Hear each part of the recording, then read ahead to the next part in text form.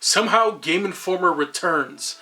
That's right, it seemed like 7 months ago I was talking about the demise of Game Informer, but it looks like Game Informer is back under new management and they're going independent. They're going to be offering printable magazines as well as digital versions, and honestly I think this is a great thing. I don't want to imagine a world where there's even less printed gaming media, so I want to talk today about this issue in particular. We're going to go through this.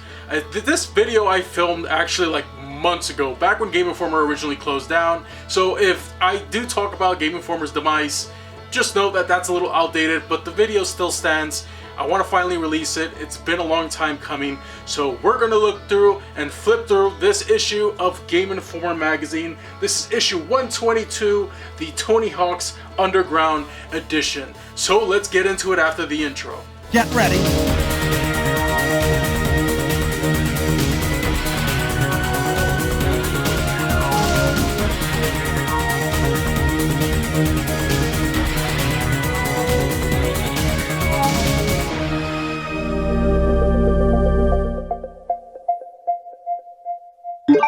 Okay, so like I said before, this is what I want to do, a little read along with this issue of Game Informer in particular, because like I said, this was the very first issue that I had. Issue 122, this one was special because there were two cover variants, and there's the Spider-Man 2 edition, which is very nice cover art by the way, or the Tony Hawk's Underground one, which is the one I have right here. Now this one was jam-packed and I was so hyped for so many games that were announced and showed off in this issue in particular. Look at on the top left, the first look at SSX3 with Elise there on the front. You got exclusive Ratchet & Clank 2 Going Commando coverage. I love the big Game Informer font there with the nice yellow background and the Tony Hawk Underground silhouette. Absolutely amazing. 40 pages of previews. You got Mario Kart, Double Dash, Vector Man, Shadow Ops Red Mercury, Lord of the Rings Return of the King, a bunch of games here. Must read reviews. Here we have X-Men 2 Wolverine's Revenge, Return of Castle Wolfenstein, Mega Man Battle Network Transmission. So many great games were reviewed in this issue as well that will come to be known as legendary games. And then on the bottom we have the first review for Enter the Matrix on the GameCube and PS2 with coverage for Sphinx and the Cursed Mummy, which went under a different name around this time, but we're gonna get into that. Take a look at the back here. We have a very nice advertisement of Clock Tower 3, a game that I picked up a few years back and I played a bit of. It's very kooky, very crazy, very violent by the way, and it's a horror game. Definitely worth checking out if you're a fan of that genre. Alright, so let's get into it. Like I said, I don't want to take too long, but I do want to go through each page individually and each ad and just talk a little bit about the good stuff here. Alright, so first off we have a double page spread ad for MLB 2004 from 989 Studios. Didn't play these baseball games. Next up we have IndyCar Series by Codemasters. Again, another game I never played, but I can't imagine it's got to be good if it's made by Codemasters, right?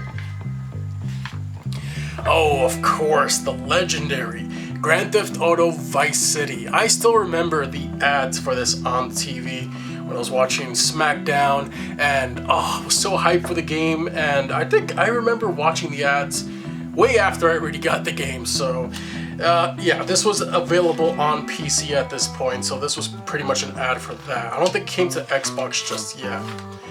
Alter Echo. This is another game that I picked up not too long ago, and I feel it's an underrated game that not a lot of people talk about. Cover art is holographic and holofoil, so you know I'm a fan of it. I always like this guy's suit. It looked really cool, especially when he transforms into the different modes he can transform into. Alter Echo, definitely check that one out. Return to Castle Wolfenstein, another game that I picked up just recently for the PlayStation 2 because it's different, a little bit different actually from the Xbox version, which I already have. So, two separate campaigns, overthrow Hitler's evil empire. Over here we have the table of contents showing off the two cover stories. Not something they did very often, I don't believe, when they cover two big game releases, Spider-Man 2 and Tony Hawk's Underground in this issue, as well as Sphinx and the Shadow of Set. That was the original name for Sphinx of the Cursed Mummy and Ratchet & Clank Going Commando. Here we have a nice full-page ad for Midnight Club 2, a game that my brother-in-laws would always talk about how fun it was on Xbox Live. I unfortunately missed the boat on that and didn't get it till like a few months ago. More table of contents here, the game index, of course, with all the features of the magazine. Game Informer was stacked. Here we have an ad for Freestyle Metal X, another one of those hardcore game I've never played. It's from Midway. Anyways, moving on. Oh, no Game Informer next month? Yes, unfortunately not, because they're now closed, no thanks to GameStop. Ikaruga. Everybody knows that shooter classic only for the GameCube. If only they knew how many times that game will be ported to modern day systems. Here we have the editor's forum talking about the licensed game curse, and the editor-in-chief leaves a little note here talking about how games that are movie licensed may not necessarily be bad games moving forward in the future, and that's always good. Each editor and writer for the Game Informer magazine has left a little something here as well. And Resident Evil Dead Aim takes up this ad space right here. It's a game that I still have yet to play because I don't own any Guncom games for the PlayStation 2, which is very unfortunate. Something I should probably look into in the future. Game Informer Spy was always the candid photos of the Game Informer staff being invited to press events and all that good stuff. And here you have one of my, the one that I always remember the most is the dude with the tongue, Justin. He always had a picture of him sticking out his nasty long ass tongue in every photo. Here he has a picture with the Dudley Boys. You got John Cena here. I see Stevie Richards back there, Hurricane Helms. If you're a wrestling fan, you know these people. If not, moving on. Pirates of the Caribbean was getting a game release for the Xbox and PC from Bethesda, no less. And yeah, I don't remember if this one followed the movie too much. I didn't pick this one up. Dear Game Informer, this was back when fan mail would come in and they would either answer it or own you in the letters in response. Some of these are pretty funny if you read them, and yeah, it's always good to read some fan mail, except when it's criticizing the editors for no apparent reason. I always love the envelope art. They always had a nice section dedicated to artwork from fans, and they would have a winner here. This one is for Armored Core 3. I mean, look at the art on that. Absolutely gorgeous. I love the one here for The Getaway, and this one from Metroid. Hitman Agent 47 over here. Wind Waker, all good stuff. Let's move on.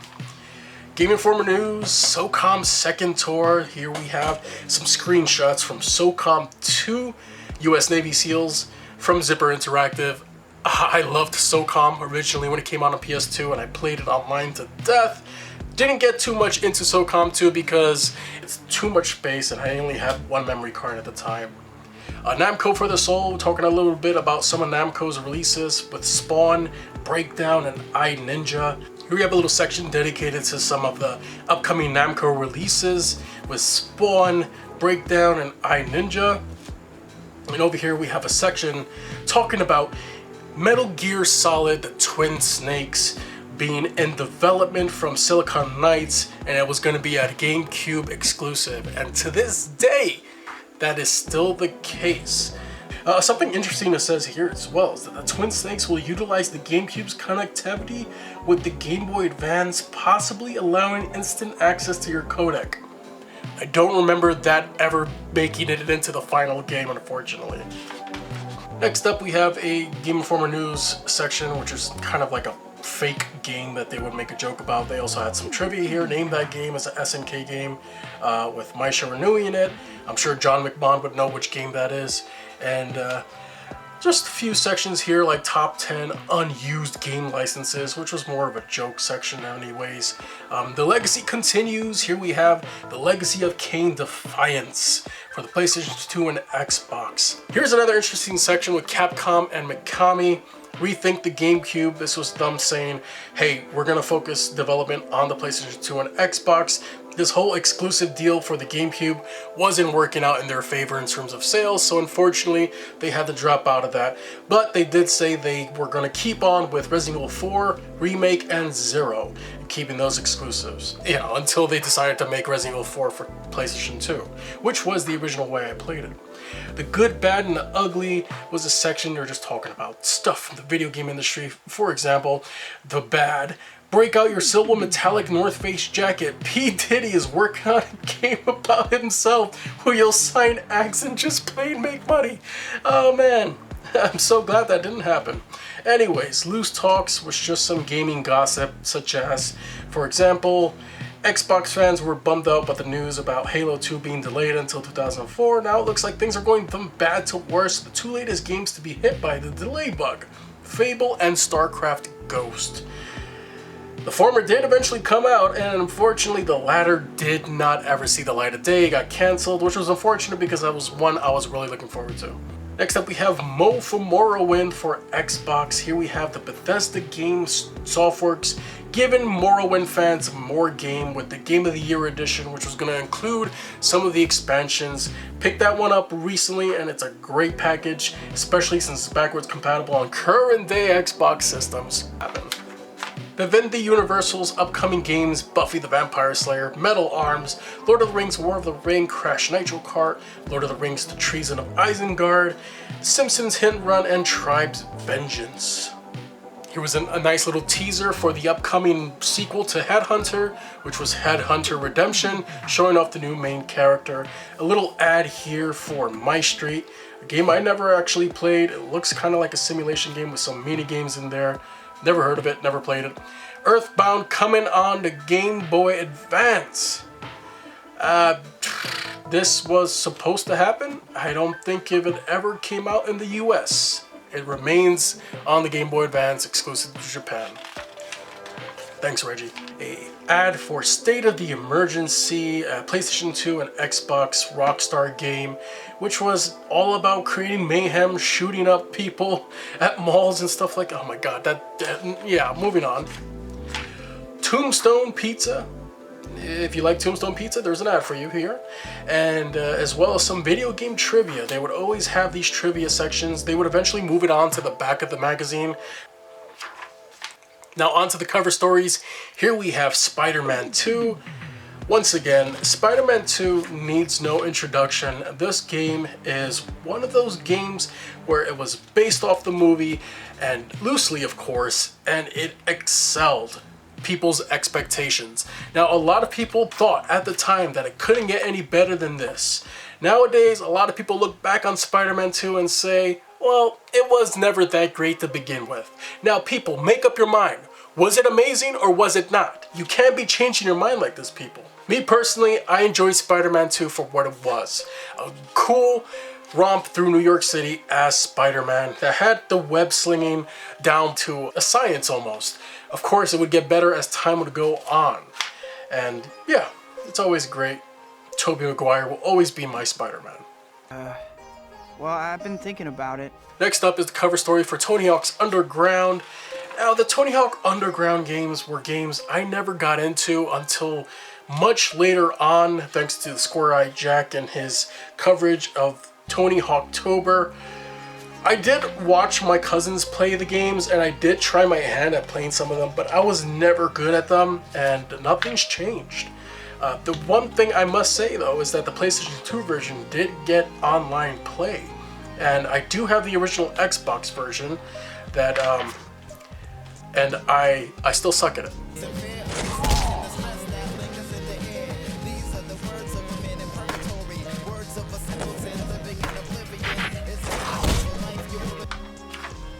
Next up is a nice feature for Sphinx and the Cursed Mummy, also known at the time, Sphinx and the Shadow of Set. I'm glad that they changed the name for it. This is not such a great name, but it's still the same exact game. And it's an amazing game that a lot of people did unfortunately overlook. It has since gotten remasters on current day consoles, and I really recommend that you all check it out. And if not, pick it up on the PS2, pick it up on the GameCube or original Xbox. It's still an amazing game worth playing. Ratchet & Clank Going Commando, I mean, come on. This was the game that I always wanted to play at the time for Ratchet & Clank. The first one I didn't really pay too much attention to, but it was always the second one. I think it has something to do with that holofoil cover that I just wanted to play it, but I never did at the time.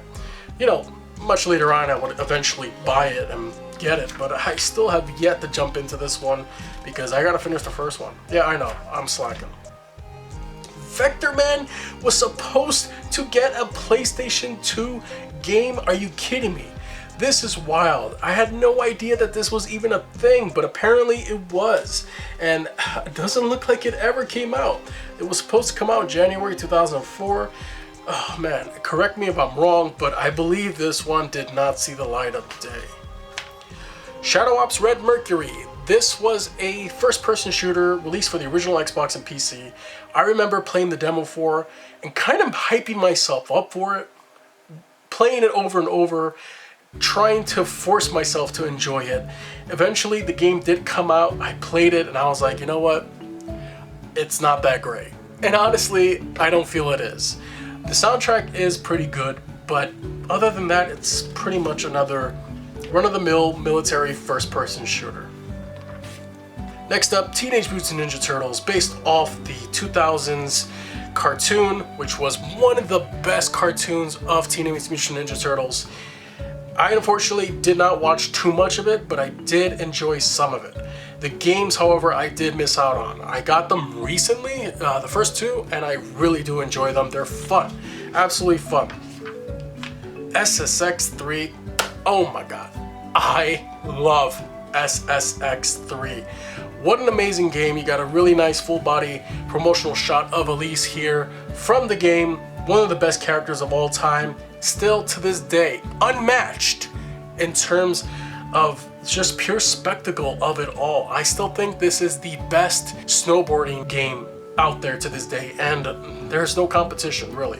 Some games have come close, but none of them have ever reached the heights that the SSX Tricky and SSX3 series has brought, and unfortunately it doesn't look like we'll ever get a new one or remaster anytime soon. Thanks, EA.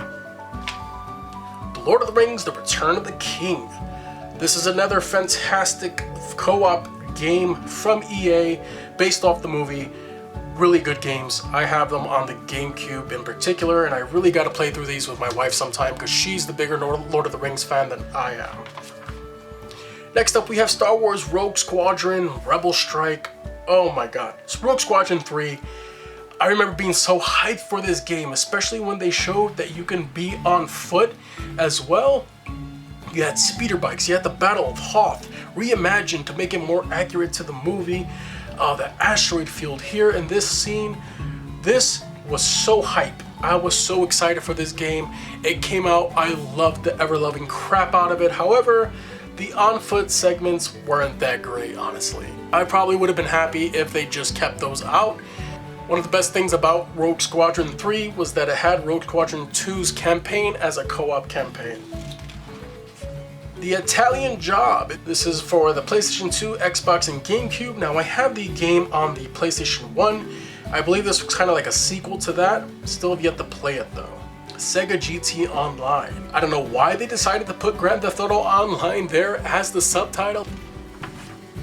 Next up, we have a look at The Suffering, another one of those horror games, which is like a third-person / first-person hybrid.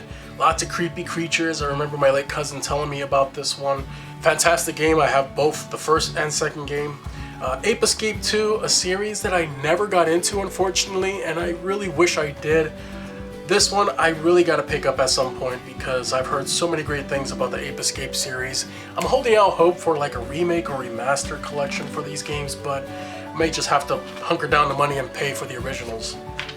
Batman: The Rise of Sinzu. A lot of people say this game is mediocre. I've never played it. Ark the Lad. Twilight of the Spirits. Morality 101. I've never played the Ark the Lad games. I don't know, the name in particular always threw me off. Ark the Lad? Is he the lad? What the heck does that even mean? Anyways, these games look magical. They look fantastic. Probably worth checking out. I never played them, but I definitely probably should at some point. Narc, The War on Drugs. I remember this game being trashed by critics, not doing so well, or maybe the game is good, maybe it's based off a show. I particularly wasn't interested in it, but I'm sure it has its fans. Mario Kart Double Dash, of course. Who could forget the classic GameCube release of Mario Kart Double Dash, the one Mario Kart game that missed me. Asked for it for Christmas, unfortunately, my older sister couldn't find it at the time, and I never got it until years later, only to realize that it wasn't, the handling was a bit weird. It still has some of the best courses in the franchise. Soul Calibur 2, oh man, this is one that I've played countless times. I own it for every available system. Each version had their own exclusive character. Xbox had Spawn, Link was in the GameCube version, Heihachi was in the PlayStation 2 version. I love these games. Medal of Honor Rising Sun, another Medal of Honor game. Me and my father were really looking forward to this one in particular because we really did enjoy Medal of Honor Frontline. It was kind of like our introduction to military shooters. This was before Call of Duty, by the way. Next up we have PN03, another one of those GameCube Capcom exclusives that never did see any type of remaster or future edition or port exclusive, and it's gonna remain exclusive on the GameCube. A lot of people either like or hate this game. Me personally, I like the way the main character shakes her hips. Harry Potter Quidditch World Cup Wizard Whoop-Ass. This is a game that I picked up recently for the GameCube because I heard so many great things about it back in high school, and I got it in acclaim sale and I never played it. I should probably get around to playing it. Oh, this one hurts. StarCraft Ghost. This was one that I was really looking forward to, and it never did come out, unfortunately. I would have loved to play as Nova if they only decided to release this game. It's just unfortunate that it never came to be. Masters of the Universe, He-Man, Defender of Grayskull. This was another game that I don't remember ever coming out. And that's something you see in a lot of these magazines. There were a lot of previews for games that were long into development and unfortunately would eventually get cancelled. And it's just unfortunately how the game industry works to this day. Over here we have Baldur's Gate Dark Alliance 2. Never got around to playing these games back in the days, but played them recently, have them both. Fantastic games, definitely worth checking out. Okay, this one in particular, oh my god. This full page spread is engraved into my brain. Why? Because you have this huge bowl of cornflakes with all this sugar doused on them, and it's an ad for WarioWare Inc. Mega Micro Games. I remember playing the demo for this at a Target, not understanding what the point of it was, and never getting into the series. Am I the only one who didn't enjoy WarioWare? You have to let me know in the comments section. However, here we have a preview for WWE WrestleMania 19. As somebody who was so hyped for wrestling games at the time, I was really big into WWF, WWE at the time. I enjoyed WWE WrestleMania 18 for the GameCube. It was a nice freshman effort, all things considered, but I was also let down by it and disappointed, especially after playing SmackDown Shut Your Mouth on the PlayStation 2. This one, however, looked more promising. It looked amazing from these screenshots alone, and let's just say the final game was overall an improvement. Not by much, but an improvement, and I was very happy with the final game once it came out. Here we have some more previews. Here we have NBA Ballers on the 6th generation of consoles, Monster Rancher 4 for the PlayStation 2, Madden NFL 2004, of course, for everything, NCAA Football 2004, once again for all 6th generation consoles. Over here we have more previews, Downhill Domination for the PlayStation 2. Over here we have Fatal Frame 2, which would end up becoming one of my favorite survival horror games ever made. Remember playing this with my sister after buying it on the original Xbox, and man, does this game still hold up to this day. Definitely one of the scariest games of all time. Definitely play this one if you're a fan of survival horror. Armed and Dangerous. This was an Xbox PC release, only on the Xbox it's actually backwards compatible on current day Xboxes, so it's still readily available. You can download this one. I got this in a bundle by chance with an original Xbox, and I had it on my shelf for the longest time, never got around to playing it until recently. This game rocks. Absolutely rocks. You have a gun in this game that shoots sharks. They come up from underground and eat the enemies. It's wild. Armed and dangerous, doesn't take itself seriously whatsoever. It's a fun game, definitely worth playing if you like silly third-person shooters.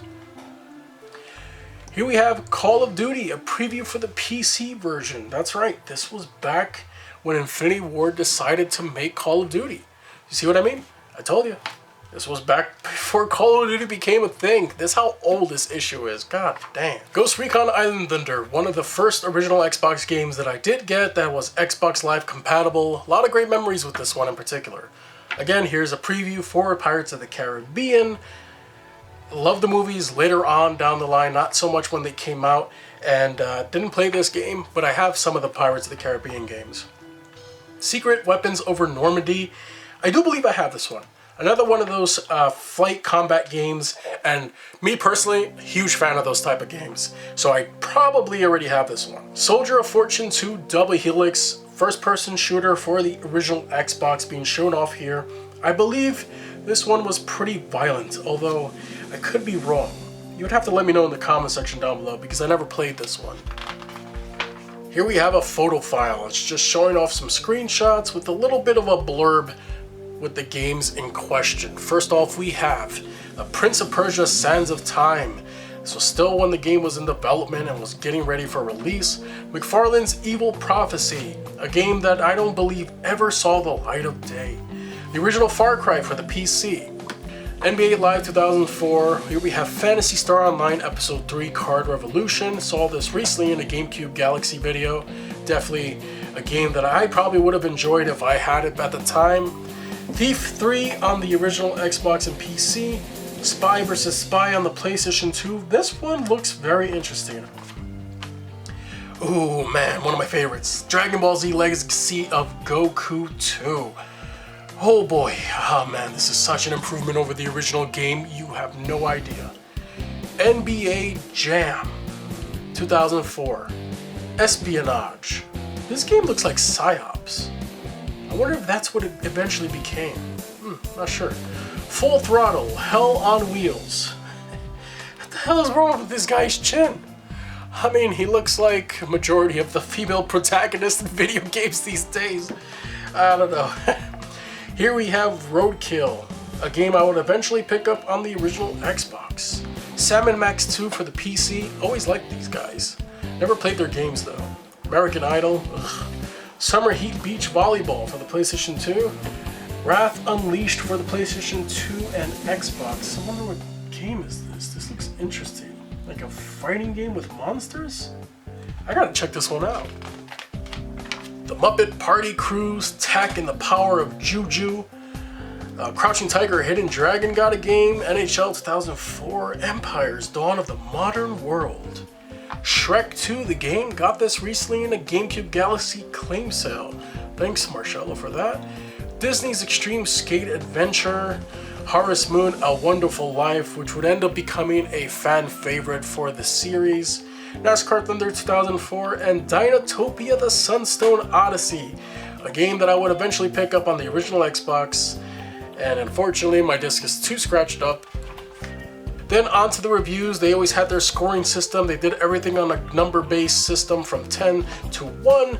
Here we have some of the editors and writers for the magazine. You got Andy, Matt, Justin, Chet, Rainer, Christian, Kato, and Lisa. I didn't always agree with them, but I respected their opinions. I'm sure most of them have moved on since and are no longer with the company. Game of the month goes to Return of Castle Wolfenstein for consoles and on PC, Star Wars Galaxies. Enter the Matrix gets an 8.5 and another 8.5 and a second opinion for the PlayStation 2. Picked this one up recently. Me personally, I'm not a Matrix fan. Sorry to say, I did get it just for the holofoil cover. Over here we have a review for Chaos Legion. another 8.5, with a second opinion from Chet, giving it an 8.25. This was another PlayStation 2 exclusive that I remember seeing the cover art for and thinking that guy looks pretty badass. Now on to the next page, we have a Unlimited Saga review, which was a PlayStation 2, I believe, exclusive JRPG, and they gave it a 6.5, although I gotta say I do like how this little guy looks. It never caught my eye, but looking at some of the screenshots here, it looks pretty good. With Reiner giving it a second opinion score of 6. Over here on the right we have, well, there we have it, a review for Resident Evil Dead Aim, which has gotten a 6, which is kind of a mediocre score. Matt gave it a second opinion score of 6.5, and the quote of the day here is, "I shudder to think that inspiration may have been drawn from Steven Seagal's Under Siege movies."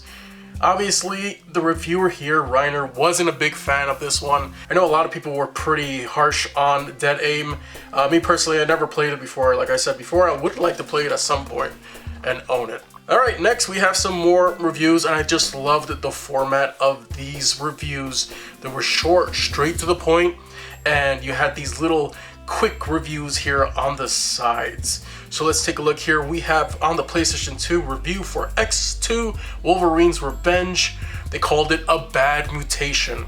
Here it's gotten a score of 5.5 with a second opinion score of 6 from Kato. Auto Modelista, a game I picked up not too long ago on the PlayStation 2. They gave it an 8, second opinion score of a 7.75. I gotta say, as much as I love the art style for this game, the handling didn't do it for me.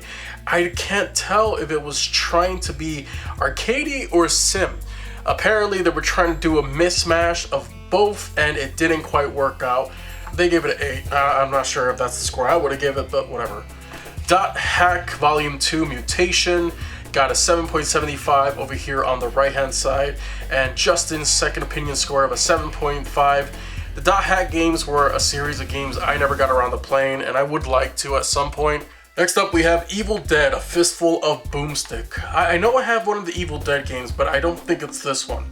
They gave it a score of 7.75, with the same score being awarded by Andy for the second opinion. Gotta say, $20 price point they mentioned here. Didn't forgot games used to come out at budget priced.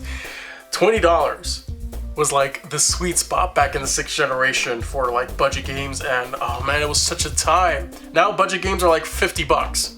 Can you believe that? That was like the de facto brand new factory sealed game price back then.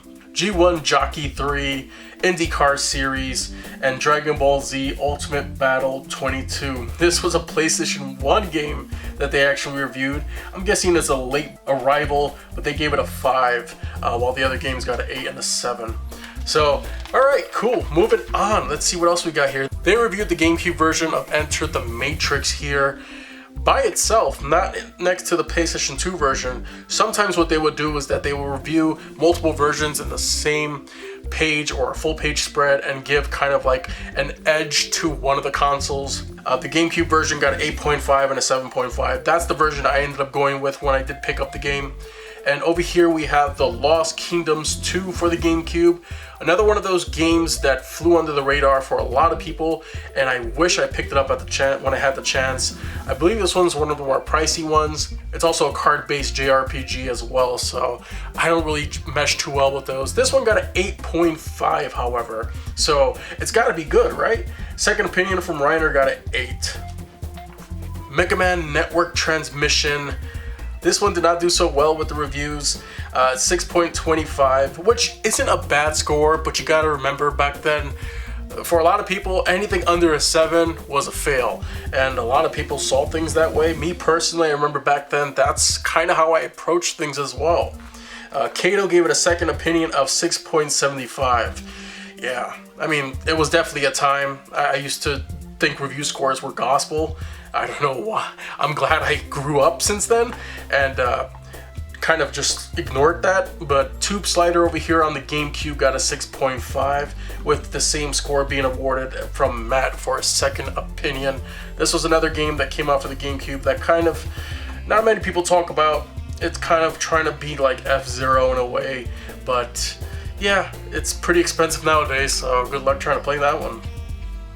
And over here on the right, we have the GameCube review for X2 Wolverine's Revenge. Again, 5.75 with a 6-second opinion score from Kato. Not a well-received game at all. And here we have the full page spread to the game of the month for the original Xbox. We have Return of Castle Wolfenstein, Tides of War. Got a lot of nice, beautiful screenshots of the game here. I remember playing this with my brother-in-law at the time because he was a big fan of the series. And I was creeped out by it because a lot of the stuff that the Wolfenstein series deals with has to deal with like a lot of Nazi stuff and all the experiments they were doing, dealing with a lot of like witchcraft and meshing that with human flesh. It was just weird. It wasn't like a typical World War II game at all. So they awarded it a 9.25. From what I've played when I returned to it recently, definitely a game worth owning and checking out if you're a fan of first-person shooters. Second opinion, Christian gave it an 8.5. So obviously the staff here at Game Informer were big fans of this one. And of course they decided to give another page to X2 Wolverine's Revenge for the Xbox version, giving it a 5.5 with a 5.25. Now, I don't exactly remember how deep each review is, but I believe different people reviewed the different versions. Yeah, that's basically what they did. They gave different people on the staff a chance to review these games, so everybody had like their say with each version of the game. Once again, not well received at all. And here we have the Xbox Quickie section, even more bite-sized reviews for straight to the point reviews. World Racing got a 5, Various Karting got a 6, Clone Wars, Star Wars got an 8.5, MotoGP 2, love that game, got an 8, Phantasy Star Online Episodes 1 and 2 got an 8.5. Burnout 2 Point of Impact got the developer's cut, got an 8.5. And of course, one of my personal favorites, Godzilla Destroy All Monsters Melee on the Xbox, got a 7.5. Now over here on the right, we have MLB Inside Pitch 2003, another baseball game, 5.5. Second opinion, Christian gave it a 5.5. Pretty mediocre from the looks of it. Even as a teenager, when I had these magazines in hand, I didn't always agree with Game Informer's reviews, and you know, that's a healthy part of a relationship with any type of journalism or when it comes to video game reviews. Always have your own opinion. And in this situation, Roller Coaster Tycoon on the original Xbox, which is a straight up port of the PC version, got a 2 with a 1.5 second opinion from Lisa. That never sat right with me, and of course they say that it's completely out of date and everything, but for what it was supposed to be, a straight up port of Roller Coaster Tycoon, I covered it in the short, I genuinely think this was overlooked. And now considering that it's kind of hard to get a lot of these older PC games playable on modern day PCs, I really do appreciate the fact that the Xbox port of it does exist, because it's a blast from the past and definitely worth checking out if you never played the original Roller Coaster Tycoons. And for those of you who did, you already know. Next up, The Evil Dead Fistful of Boomstick on the original Xbox got an 8 and a 5.5 from Rainer. I always love how there was always a score here given that was generally favorable, and sometimes the second opinion wouldn't be so favorable in comparison. It's always good that there was always various opinions, even though most of them generally lined up in terms of scores. Next up, Star Wars Galaxy and Empire Divided for the PC got a 9.5 and an 8 from Andy. Second opinion, I remember my brother-in-law at the time was a big fan of Star Wars Galaxies, and yeah, I never got around to playing it because it was a PC game. And of course, moving on, this is the PC section, so Postal 2 got a 7.5 with Justin giving it an 8 on the second opinion. Tropico 2 got an 8 and another 8. Shadow Bane got a 6.75 across the board, while Medieval Total War Viking Invasion over here got an 8.75 with Shet giving it an 8.5 second opinion. So all PC games, I've either heard of them or never heard of them, never got around to playing them, probably never will. And then we get to the handheld part. I loved when they covered Game Boy Advance games. It always felt like a special handheld, and it always was a special handheld to me personally. So first off, they covered Donkey Kong Country's Game Boy Advance port. I have this one. I generally am a fan of it. They gave it a 9, so were they. Reiner gave it a 9.25, second opinion. WarioWare Inc., we were just talking about this, weren't we? Find the Maggot.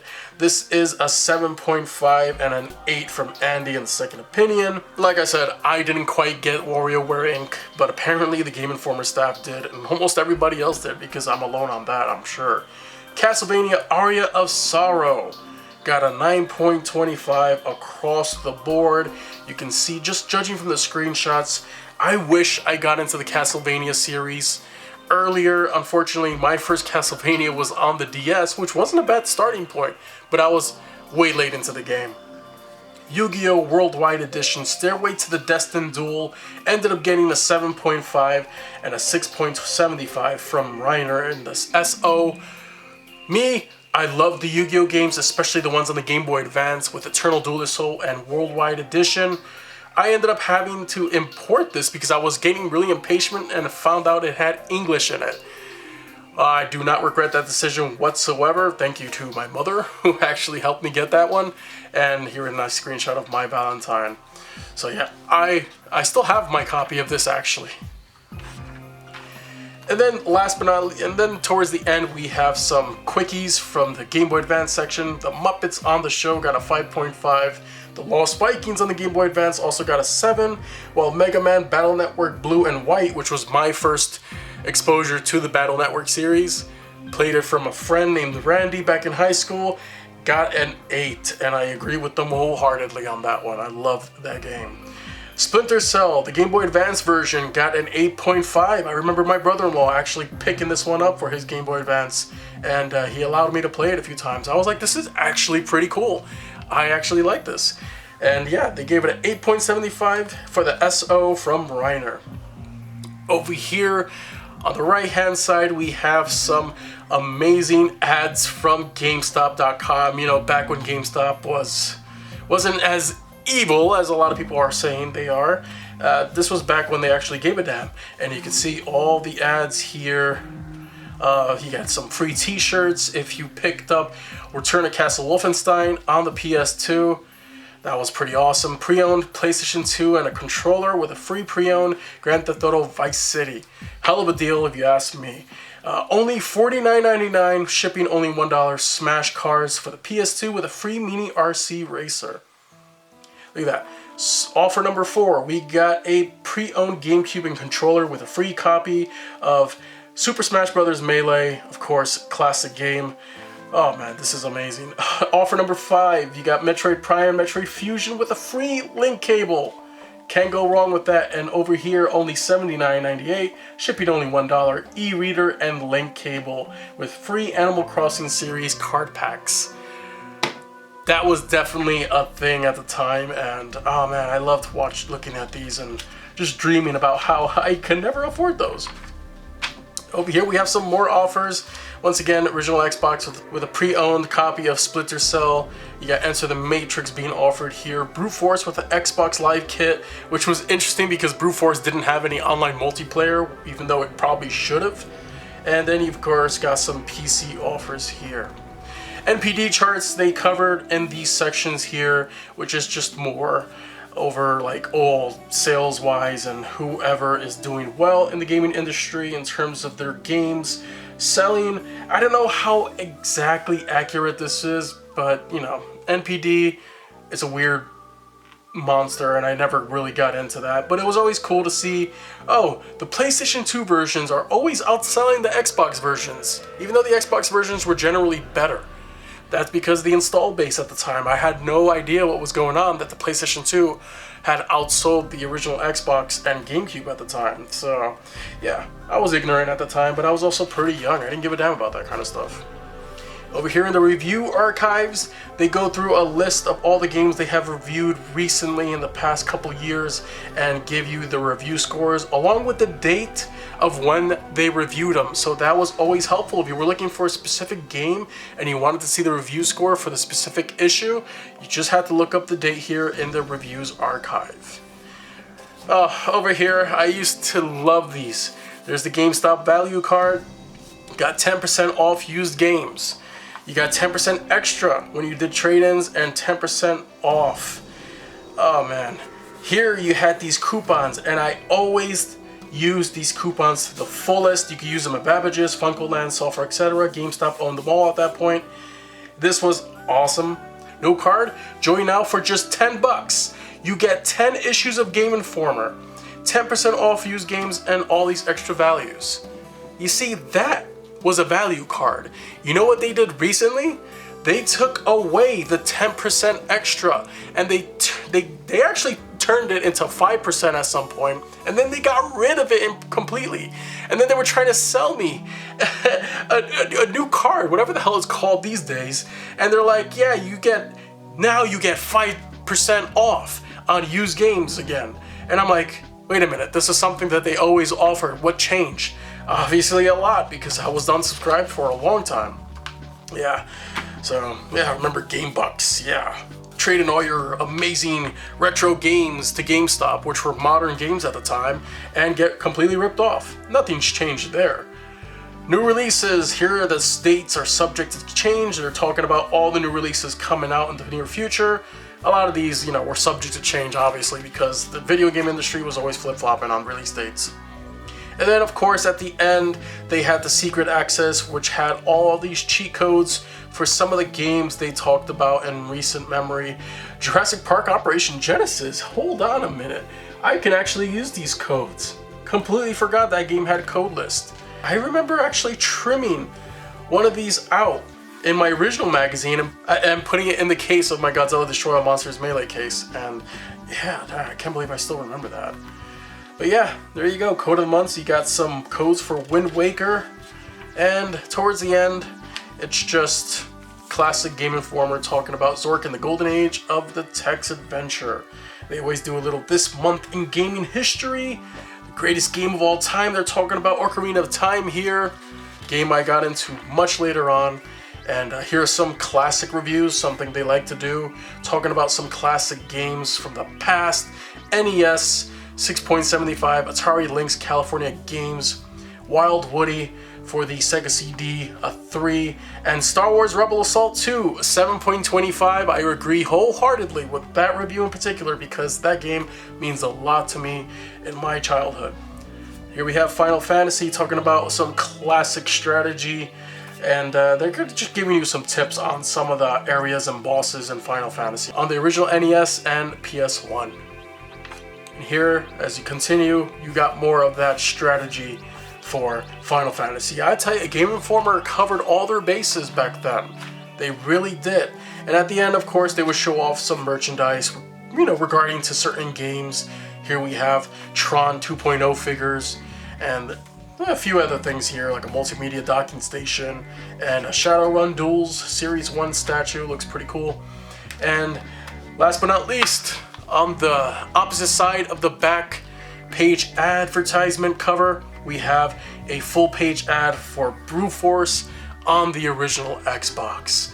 Another one of my favorite games of all time on the original Xbox that unfortunately that never got a sequel or follow-up in any form, which is a darn shame, because I feel like Xbox could definitely use some of their classic IPs.